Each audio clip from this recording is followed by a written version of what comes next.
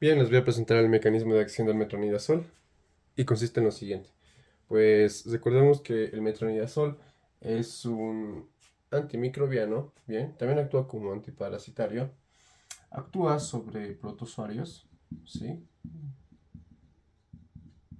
También actúa sobre bacterias anaerobias y también otras bacterias que son facultativamente aerobias o microaerófilas como Helicobacter pylori. Además de eso, dentro de las bacterias anaerobias que cubre metronidazol es Bacteroides fragilis y otros microorganismos que son anaerobios, así como también Clostridium, entre otros.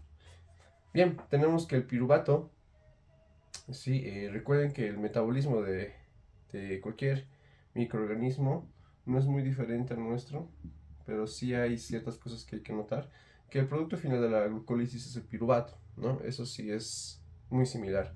El piruvato luego se convierte en acetil-CoA. Naturalmente esto ocurre en tanto en nosotros, eucariotas, sí, también en bacterias aerobias.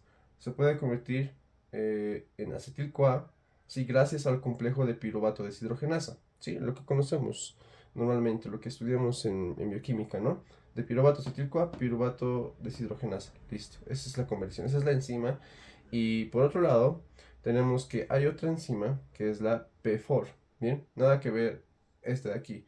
Sí, la PDC, complejo piruvato deshidrogenasa, convierte el piruvato en acetil-CoA, pero en eucariotas como nosotros, sí, y en bacterias aerobias. Bien, la ferredoxina oxidada, sí, esto es un acoplador de electrones, sí, eso es lo que es ferredoxina, ¿no?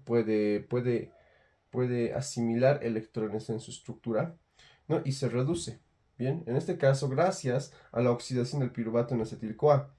Sí, gracias a la piruvato ferredoxina oxidorreductasa. Eso significa el acrónimo. De ferredoxina oxidada a ferredoxina reducida. Entonces, aquí pueden ver claramente que el flujo de electrones va del piruvato a la ferredoxina. ¿Sí? El piruvato se ha oxidado, ¿sí? Pierde los electrones y la ferredoxina los acepta, por lo tanto se reduce. Esta es la forma reducida. Gracias a la enzima ya mencionada, que esta es propia de las bacterias anaerobias. En sí, de los microorganismos anaerobios. Bien, porque esto ocurre tanto en bacterias anaerobias como en protozoarios anaerobios. Sí, como Giardia, por ejemplo. Bien, entonces la ferredoxina reducida ahora va, va a oxidarse, ¿sí? Va a oxidarse y va a donar esos electrones al metronidazol. Entonces, recordemos que el metronidazol es un nitroimidazol, ¿sí? Nitroimidazol. ¿Eso qué significa? Que tiene en su estructura, ¿no? En el anillo heterocíclico que tiene, pues se está acoplando aquí un grupo nitro. El grupo nitro es este de aquí. Bien, y es lo que estoy representando aquí. Sí, es lo que estoy representando aquí. Entonces, nitro, miren, nitro se reduce, acepta esos electrones que vienen de la ferredoxina. La ferredoxina, al donar esos electrones, se vuelve a oxidar y otra vez empieza el ciclo, ¿no? De oxidación del piruvato.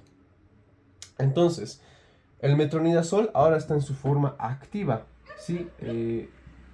Esta forma activa son metabolitos que son capaces de generar radicales libres. Y esos radicales libres, si en sí ya es un radical libre, si el metronidazol reducido, esos electrones pues van a alterar la estructura, ¿no? La estructura del DNA, hablando en términos de daña bases nitrogenadas, ¿sí? Forma aductos y aquí tenemos un DNA normal, ¿sí? Que luego se transcribe en RNA, después se traduce en proteínas. Esto es lo normal y es lo que ocurre en las proteínas, digo, en las bacterias.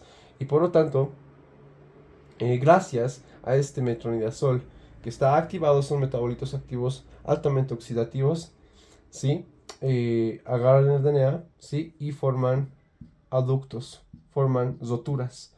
Y esto obviamente ya no se puede transcribir, la secuencia de los genes está alterada, el RNA ya no se va a generar, y por lo tanto tampoco va a haber proteínas. Y por lo tanto esto se traduce en un daño oxidativo de DNA, una inhibición en la síntesis de proteínas porque ya no los va a poder sintetizar, etcétera. Entonces todo es gracias a que esta enzima, ¿no?, funciona.